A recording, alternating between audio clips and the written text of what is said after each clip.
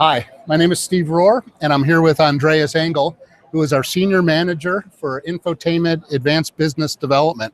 And we're here at Electronica 2014 to talk about the road to autonomous driving.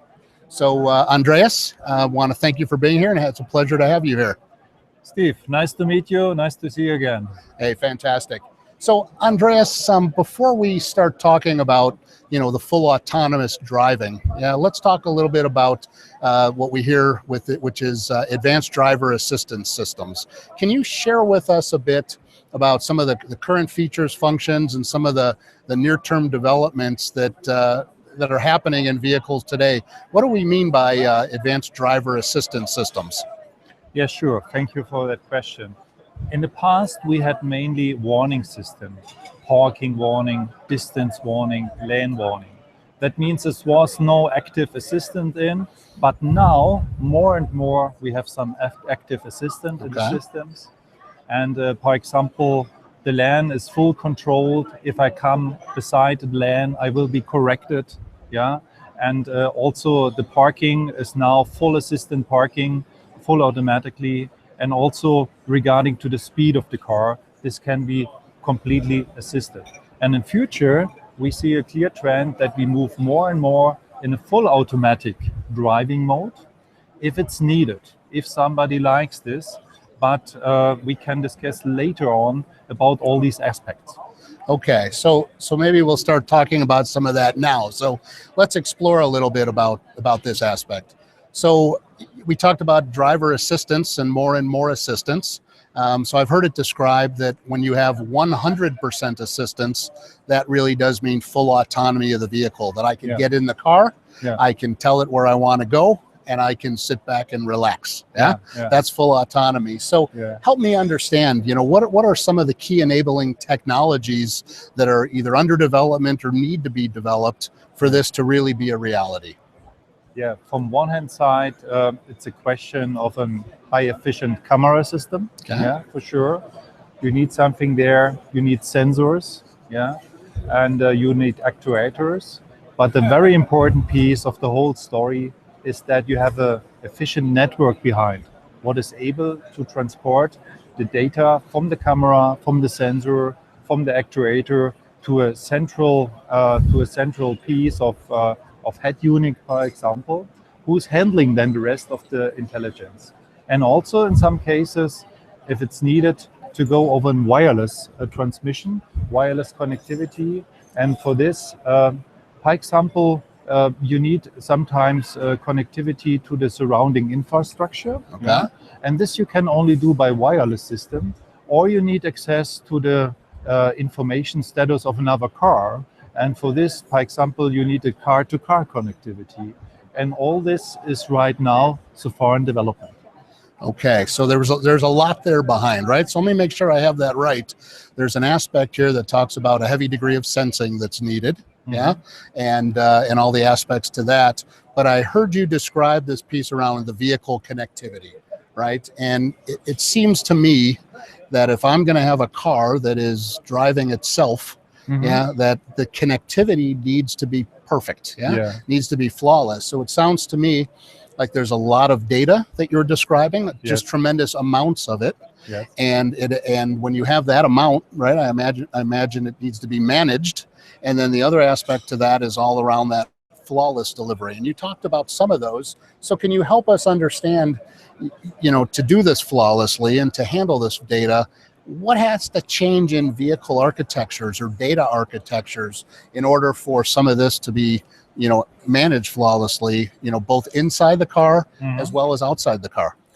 Yeah, I can tell you that for handling of the data inside the car, we call this physical layers. That means medias over what we transmit so far the data. And we are since a long time working on optical data transmission, mainly in the infotainment area. It's the well-known most media-oriented systems transport system. We're talking about conductive electrical data transmission, for example, over twisted pair connectivity with data rates in the range of megabit, with data rate in the range of gigabit per second. And for sure, we're talking also about wireless connectivity. And a good example is here, for example, the LTE access, Right. to the infrastructure of LTE, or the 2G, 3G phone access of the car, also Bluetooth access within the car, and also Wi-Fi access, for example, at a service station. And with all that, we see we like to have a structure, a consolidated structure in the car to transport all this data. And we have identified for the future that Ethernet is one of the important network architectures who have a good chance to grow in the future car application, because Ethernet is a very flexible network. Ethernet provides several physical layers and is able to transport all these data. If it's within 100 megabit per second or 1 gigabit per second, that's all necessary. Ethernet so far can be used in the infotainment area. Ethernet can be used in the driver assistant area. Ethernet can be used in so-called backbone architecture.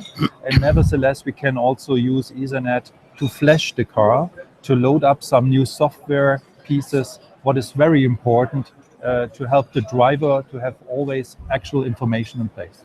So there is a lot going on, right? Yes. And I'm very happy to hear that we have this activity, that you almost make it sound very easy to do. Yeah. Mm-hmm. So there's got to be some barriers for this to actually occur, right? So can you help me understand that this well-laid plan, right, that you have laid out, what are some of the potential barriers to success, right? What could slow us down from seeing this autonomous vehicle become reality? Yeah, for sure. The first is a is a kind of technical barrier. Yeah, resolution of the camera, accuracy of sensor systems, data access, data transport, all these technical items. But my personal feeling is at the end, we will find a solution for these technical questions. It's only a question of investment, question of time, question of research, development, and so on. The technical barrier is given, but in principle, we can do that. Yeah. The second item is the regulation. It's really the question if the government allows us to drive cars autonomous, because we need to change some regulations there, or we have to have some regulations to create a marketplace for this. Yeah. And the regulation piece is still in discussion, and it's still the question if the driver can give the responsibility really to the car. Yeah. And the third point is the safetiness. Yeah. The safetiness, if we are really feeling safe, if the car drives by self, if we really trust all these technologies, if somebody who cannot really understand all details of this technology trusts this technology and let them work so far, independent from my own opinion so far. And the third point, what I think it's very important to mention, is the emotional piece. The emotional piece. For example, I like to drive very sportive. I like to drive, for example, that motorbike. Yeah? I do. I love all these assistance systems, for example, in the car, in the motorbike. But I like to have a rest of sportive attitude in. Yeah. And because of that, I'm not really sure if I like to have this autonomous driving every time, everywhere. I like to prefer this more to have this in the parking ground, to have this in the traffic jam, to have this in the city. But sometimes at the weekend, I like to have fun with my car or with my motorbike. Yeah, fantastic. So if I hear from you correctly, so some of the barriers, right? The one that clearly was the most emotional for you is the emotional barrier, right? But one, and you talked about some technical challenges, which sound like they can be overcome. Maybe we could talk a little bit more about the regulation piece or some of that aspect. So we clearly, our customers are global. Cars are in lots of different countries. Yeah. Is it something here that can be done country by country, market by market, or does there need to be some cooperation even broader than would normally occur?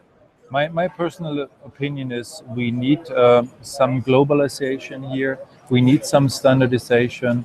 A good lessons learned you can see right now in the car-to-car consortium. Yeah, we have to create some global standards. From one hand side, it's a good background for a technical solution. If you set different standards in different regions, then you split up the market for the technical solutions. And the second one is, why should we find a different solution for North America as for Europe? Yeah, in regards to the safetiness, in regards to the technical background. Yeah, and my strong opinion is we need some communication here. We need some standards here. We need some clear rules, and this will then also drive the market. Okay, fantastic. So I think in wrapping up, if I hear you correctly, we are on that road to autonomous driving, right? And the road has some stops along the way. And with those stops along the way, there's varying growing amounts of assistance. With each of those, it needs more data. Data managed inside the vehicle, data managed outside the vehicle. You talked about car-to-car, car-to-infrastructure, and really all around the flawless connection of all of those. I think when we talked off camera, right, we had some discussions around the fact that you know, with this amount of assistance and control, we can't afford even one bit of data to be missed, right? So it really is all about that flawless piece. So it sounds like you and the team are off and working some of these technical solutions for us, huh? Yeah, we are working here at TA Connectivity on solutions, for example, for Ethernet, in-car networking architecture. We're working on wireless connectivity, antenna technology. And the main goal here is to provide a technical, safe solution to the market, but from the other side, also a cost-efficient solution to the market, that it's accepted by our customers. And also, for example, with the wireless connectivity, to provide better performance in regards to the car-to-car connectivity and to the car-to-infrastructure connectivity. And with that, I think we are in a very good position to drive the future. Fantastic. Well, Andreas, anything else to add before I think we're ready to wrap up, huh? Perfect. Well, then with that, Andreas, I want to thank you very much for joining us here on the Google Hangout. And I want to thank our audience members and invite everyone to join us either here live at Electronica or virtually here during the week. Thank you. Thank you very much.